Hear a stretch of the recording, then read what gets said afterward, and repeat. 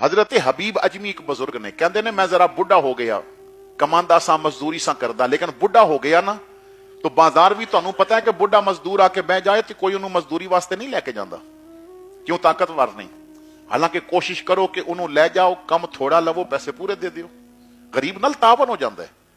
लेकिन असी super store तो जदों फ्रूट लैंदे आ ना ते जिहड़ी कीमत उत्थे लिखी है ना असी वो पूरी देने आ क्यों ये सुपर स्टोर इन्हां काम नहीं करना। ते जिन्हें केले दा छाबा सर ते रखिया ना ते बुढ़े कोल साइकिल भी नहीं बहुते उत्ते रख के जाए उन्हें घर चलाना है वो साइकिल जोगे पैसे को नहीं वो गली च फिरदा आ गया ना उन्हें आखिया 100 रुपए का दर्जन ते तू उत्थे रट्टा ला दिता मैं ते 80 का लैना। सुपर स्टोर तो मार्केट विचों तू 200 250 तो लैके आया उत्थे नहीं आखिया कम कर ते गरीब नूं उन्हें 100 आखिया ते तू कि 80 कर तेरा हक बनदा सी 100 मंगे तू 2 दे तेरा तावन हो जाए। लेकिन असी हमेशा गरीब ते रोप पाते हैं क्योंकि अमीरां ते सामने लगता नहीं ना साडा ब्लड प्रेशर भी बड़ा सियाना है ये अमीरां सामने कदी आई नहीं होया हमेशा लिस्से सामने आई होंदा है। गालियां कढ़ने क्यों ब्लड प्रेशर आई है कदी चौधरी या मलक नूं भी कढ़ना MP नूं भी कढ़ वजीर नूं भी कढ़ बड़ा तेरा ब्लड प्रेशर सियाना है हमेशा लिस्से सामने आई होंदा है अमीर सामने और डाडे सामने कदी हाई ही नहीं होया। अपनी कमीनगी नूं ना दे दिता है ब्लड प्रेशर दा अपने अंदर दी गलाजत निकालण नूं ना दे दिता है ब्लड प्रेशर दा। एक बुजुर्ग दा मैं जुमला पढ़ रहा सा उस जुमले नूं समझण दी कोशिश करियो मैं अगली जो गल करना चाहना उधर जानना है। वो बुजुर्ग फरमांदे ने दुनिया विच जिंदगी इस तरह गुजार कि तेरे महल्ले विच रहन ते लोग शुक्र करन सबर न करन।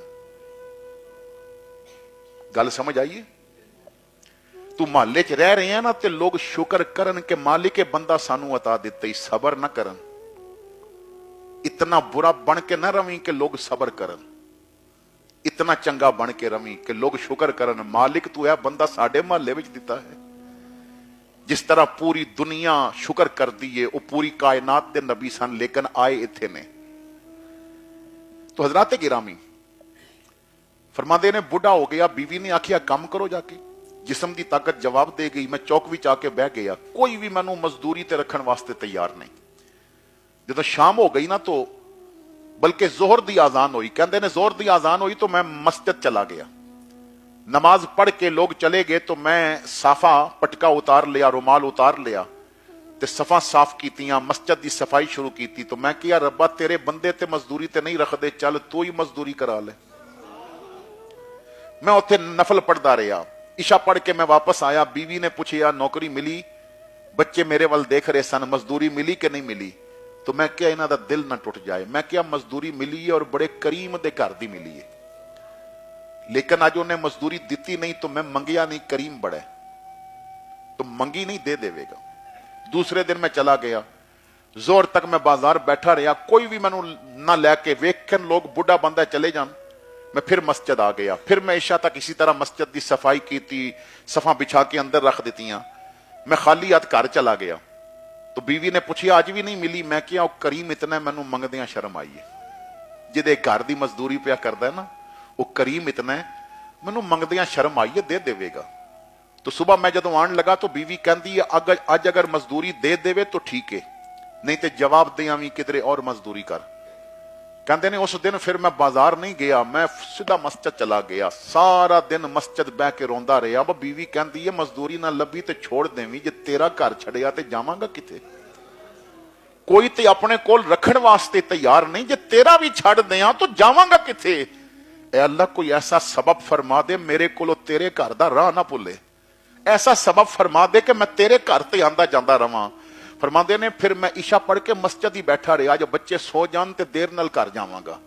काफी देर हो गई मैं घर दे दरवाजे ते पहुंचिया दस्तक दी तो मेरी बीवी ने आके दरवाजा खोलिया तो मैं जदों बीवी का चेहरा देखिया तो बीवी बड़ी खुश सी तो कहती है किथे रह गए सो मैं खाना पका के इंतजार कर रही सा। मैं क्या खाना किथों आया तो कहती है मेरे नाल ते आओ। अंदर किचन विच लै गई तो राशन दियां बोरियां पईयां सन ढेर लगे सन कमरे च लै गई मैनू उन्हें कुछ कपड़े दिखाए कुछ पैसे दिखाए ऐसे थैलियां दिखाइयां जिदे च दीनार सोने दे सिक्के सन। मैं क्या ही किथों आया उन्हें कहा असर तो बाद दरवाजे ते दस्तक हुई सी मैं पता कीता तो आवाज आई तेरा खामन जिथे मजदूरी करदा है ना उस करीम ने भेजिया कुछ सामान अंदर रखना।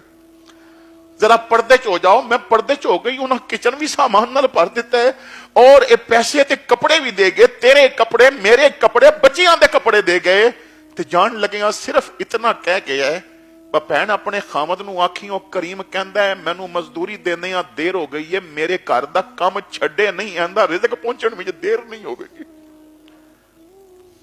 उस मालिक ने खुद जिम्मा लिया। असी जितना अमीरां कोल जाके रोंदे हां ना, तू तहज्जुद दे मुसल्ले ते रो, फिर किसे सामने रोवें ते मैनू गल करी। असी बंदियां नूं दुखड़े सुणाने हां, रब नूं कदी दुखड़े नहीं सुनाए।